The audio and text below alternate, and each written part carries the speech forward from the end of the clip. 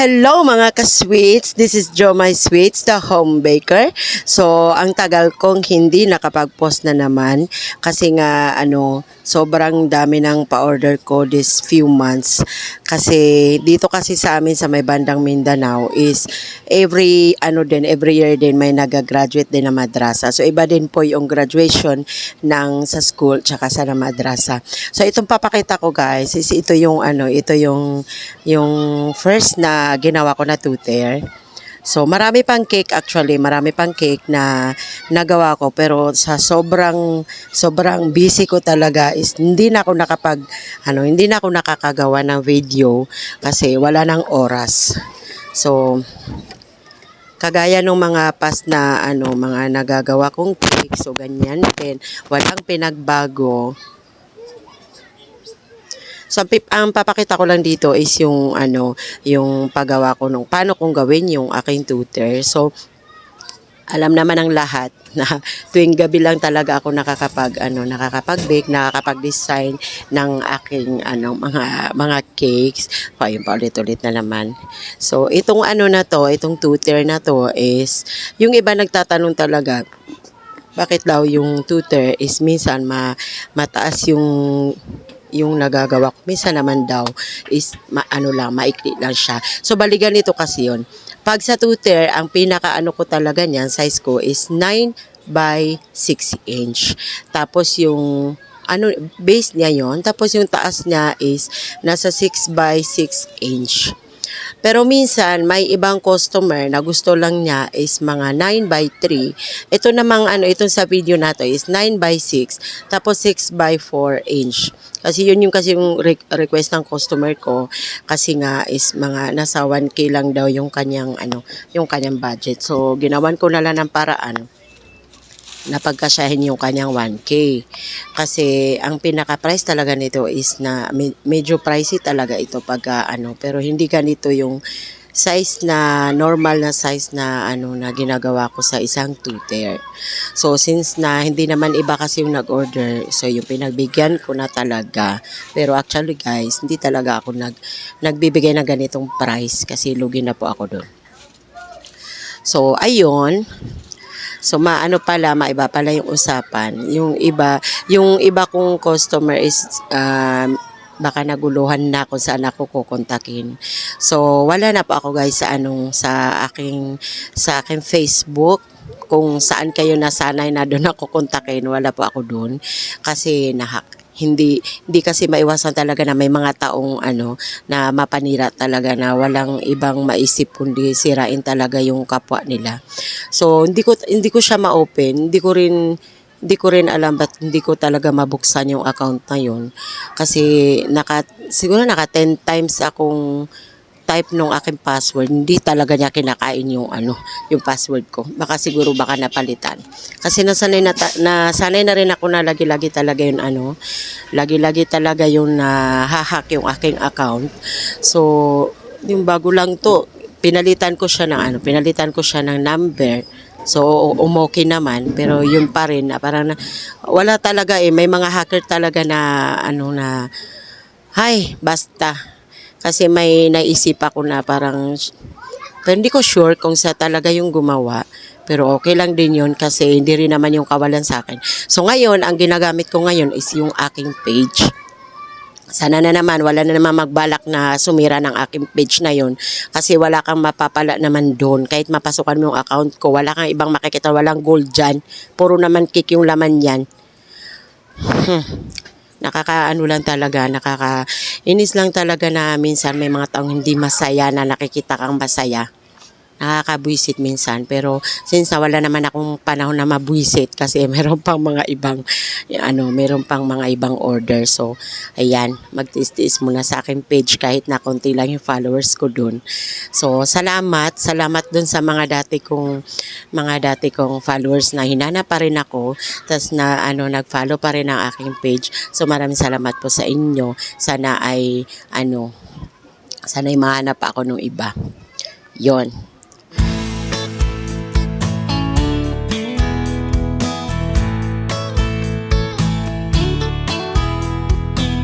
Woke up to a sunny day, clear blue sky.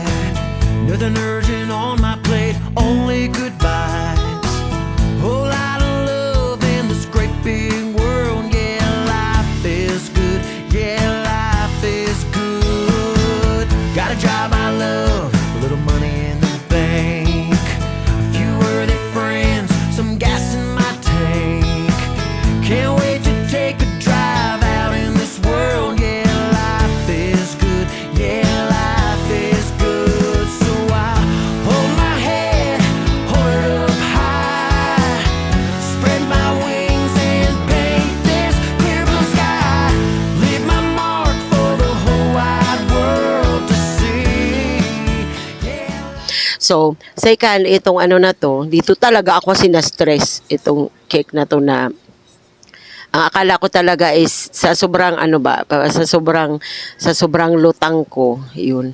Sa sobrang lutang ko talaga na mag 1 month na ngayon na 1 month na ngayon na parang 1 or 2 oras lang ako nakakatulog. So lutang talaga yung ano ko mga ka-sweets, lutang talaga utak ko diyan. So nabasa ko kasi yung ano, yung isang nabook ko na Spider-Man daw. So yun, nasa utak ko talaga na Spider-Man talaga yung gagawin ko. So ngayon, naglagay ako ng ano. Dati is ano lang, ginagamit ko lang yung whipping cream. Yun, doon na lang ako nagmi-mix ng food color. Pero napansin ko hindi talaga siya ma-achieve yung pinaka dark color ng blue. So ang ginawa ko is pagkalagay ko ng konting food color na blue. So ano, yun pa rin, di pa rin talaga lumalabas yung dark niya. So ang ginawa ko diyan maglagay na ako ng whipping. So nag-spray na lang ako ng food color na blue para maging dark siya. So ang ginawa ko diyan, may natabi pala akong spray na hindi rin naman ginagamit. So, naglagay ako ng konting food colors. Hindi ko napakita sa video na to. Sa sobrang lutang ko na naman. Ayun. So, ay nako. Pag pinakita ko pa, mananawa na kayo. Lagi-lagi na naman nakikita yun. So, nagmix lang ako ng konting food color na blue, tsaka konting water. So, sa ibang mga bakers po, lalo na po sa Christian area, so, ang ginagamit nila pang mix sa food color ay yung gin. Okay, gin po yung dapat po na para daw ano maganda yung texture saka kintab ng kulay. So kami kasi is ano bawal kasi guys sa mga Muslim yung gin na yon kasi pinagbabawal po talaga sa amin yun. So karamihan kasi umu-order sa akin is mga ano may mga edad na. So baka pag naamoy na may amoy na parang gin ay baka ay nako mabash pa ako ng mga kapwa kong maranaw. So hindi na po ako nag-a-add ng gin dyan. So ang imbis po na gin is gumagamit ako ng water panghalo po doon sa food color. Tapos saka ko siya in-spray dyan sa cake. So, ayun, mabalik na tayo dito sa cake na to. So, ang akala ko talaga is Spider-Man yung binok ni customer. So, ayun, pagkakita ko nung yung papel niya, kasi nga, titignan ko sana yung name nung anak niya. So, pagka-check ko nung nabuk ko, hindi pala Spider-Man yung papagawa niya kundi ano ba yan? Paw Patrol. Yun. Tapos ang nilagay pa niya doon is light blue. Nag-spray pa ako ng sobrang pagka-dark na blue. Ayan. So, ngayon, sobrang hirap na hirap ako dyan sa paglagay ng nest na yan. Kasi hindi nyo alam na ako talaga, lahat naman ng tao may mga kahinaan. So ako kasi, ang pinakakahinaan ko talaga is makakita ng mga nest ng mga web. Yung web po ng gagamba. So, di ba kasi yung Spider-Man, ayan, ang gusto kasi nung isang customer pala is lagyan ko ng wave, yung parang bahay-bahay niya ba. Yun, so, naglagay ako dyan kasi ang akala ko talaga is yan yung kanya. So, hindi pala, iba pala yung nalagay ko na design. So, nag-check ako niyan. So, pagkabasa ko na Paw Patrol pala yung dapat na design, ay naku, nagmadali-madali talaga ako nabaguhin talaga yung aking cake. Kasi, yun nga, hindi ko nga alam. So, dyan, na-check ko na. Hala, so pagkatingin ko nung cake topper na ilalagay ko dun sa ibabaw, doon talaga ako as in na nagpanic na sabi ko hindi pala ito ano ba yan? Spider-Man kundi Paw Patrol. So ang ginawa ko doon is tinanggal ko na lang itong kanyang itong design. So imbis na light blue yung kulay, so para siyang naging marble. Pero ano, napansin ko na ano na mas bet ko talaga yung ganitong design ng design ng Paw Patrol kasi para siyang ano guys, para siyang dark na blue na parang marble yung ano niya, yung design niya. So sa tingin ko mas preferred ko talaga yung ganito kasi mas maganda siya talaga tignan. I-try nyo din. So, iba-iba naman kasi tayo ng type ng pagdi-design. So, para sa akin kasi kasi aksidente din talaga yung pagkagawa ko nito. So, dapat talaga is, ang request ni customer is light blue at ay light blue or na may mix na white. But at least na din naman may white. So, parang nagustuhan din naman ni customer kasi kanina nung tulog ako is narinig, tinatamad lang talaga ako bumangon pero narinig ko si customer na parang nagustuhan niya. Tapos nagbigay naman siya ng good feedback. So, ayun. So yun nga, lesson learned talaga na pag may nagpabook talaga sa'yo, kahit na antok ka na talaga is ugaliin talaga mag-check ng mga bookings kasi para hindi talaga magkamali ulit. Mahirap na kapag kasi ilang beses na rin talaga na nangyayari sa akin na may nabubook ako tapos kung hindi magkamali yung size ng cake is mali yung topper, minsan yung spelling ng name. Tapos ang ginagawa ko na lang din ngayon sa mga spelling na names nila, so kinaka-paste ko na lang kung ano lang sinisend nyo sa akin, yun na rin kinaka-paste ko na lang. Tapos yun yung yun yung talaga yung pinipist ko na lang dun sa mga topper na nakukuha ko sa Pinterest.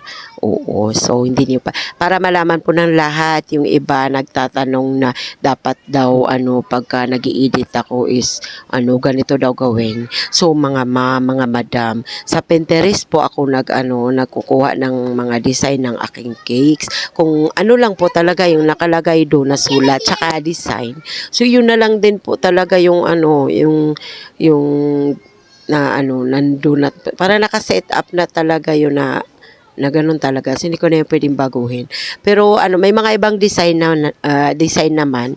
Pero, yun nga, halimbawa, yung nakalagay na happy birthday. So, hindi ko na yun hindi ko na yun mabago. Hindi na yun mabura kasi naka-set up talaga yun sa Pinterest. Pero, may mga iba naman doon na blanco talaga siya. So, ako na lang nagsusulat. Kaso, yun nga, hindi sila pareho ng design. So, ito na. So, naglagay na ako ng border niya sa gilid. So, may iba pala yung usapan, mga ka-sweets, sa aking mga suki, mga bago, tsaka sa mga dati kong customer na hindi talaga sila, nananawa na pabalik-balik talaga sa akin. Yung iba, kahit na malayo ako, nasa Del Sur, is nakakarating pa rin dito yung mga tagal Del Norte. So, maraming salamat po sa inyo talaga kasi nandyan pa rin kayo palagi. So, okay din naman na umorder kayo sa iba. Kasi hindi ko rin naman kayo mapilit. So, yung iba naman, pasensya na po yung mga nakakancel ko. Tsaka, hindi ko nasasagot kasi sa sobrang dami nyo po at mag-isa lang ako. So, yun, kung sino na lang po yung mauna, kahit na hindi ko kamag-anak, hindi ko kakilala yan. So, yun na lang po yung inuuna ko. So, siguro soon, baka baka may mabago na sa aking setup. So, sa panahon pa kasi ngayon, parang wala pa ako sa plano na ganun. Kasi, kahit din kumuha ako ng kasama ko, hindi rin po kami mag-asa sa loob. Yon. So, alam niyo na yan. Wala rin naman akong sinisikreto sa inyo. Kasi lahat-lahat din naman po ng update, binabalita ko sa inyo. Lagi-lagi rin naman po ako nag-update. So, yun nga. So, ayun, ayan, naglagay na ako ng aking Paw Patrol. So, maraming salamat, ma'am, sa iyong good feedback sa aking cakes, no. Maraming salamat, di ko na i-flex yung name mo dito. Ayun. So, siguro not sure pa kung mga 1 month kayon or hindi pa mag 1 month. So, may mga mahalagang bagay lang akong tatapusin, lalo na dun sa mga last na pa-order ko this month, tsaka next month, March ata. Yun. So, baka magpo-post na lang din ako sa aking page kung kailan po yung aking paraffle. Yes po. So, every year po ay nagpaparaffle po si Jomai Sweets ng mga papri cakes, tsaka baka po may maidagdag ako na konting pa-surprise para kasi nung last year kasi is parang natatanong ko, parang dalawa lang ata yung aking winner. So ano baka magdagdag ako ng iba so yung aking pa-surprise. Hindi ko na sasabihin yung iba, yung ibang prizes ko pero ano na, yung aking pinaka first winner talaga is yun pa rin, cake pa rin po talaga kasi cake naman po talaga yung ano, yung kung saan yung ako nakilala. So yun na lang din po yung ano, yung binibigay kong paraffle. So, ayan na. Tapos na po yung aking cake. So, yun. So, sa hindi pa po nakaka-subscribe ng aking YouTube channel, please do subscribe. Paki-click po yung button po dyan sa baba ng inyong mga screen para po maging updated ka sa aking mga susunod na video. Tapos, yung mga walang naman po, yung mga walang YouTube channel is pa-follow na lang po sa aking page, Jo My Sweets. Tapos, meron din po akong TikTok guys, yung aking Jo My Sweets din. And also, follow me on my Instagram. So, kung ano pa yung mga pinupost ko dati sa Facebook, ay automatic din po na napopost sa aking Instagram. So, ayusin ko pa yun kasi parang nakakonect ata yun dun sa nahack kong Facebook. So, maraming salamat.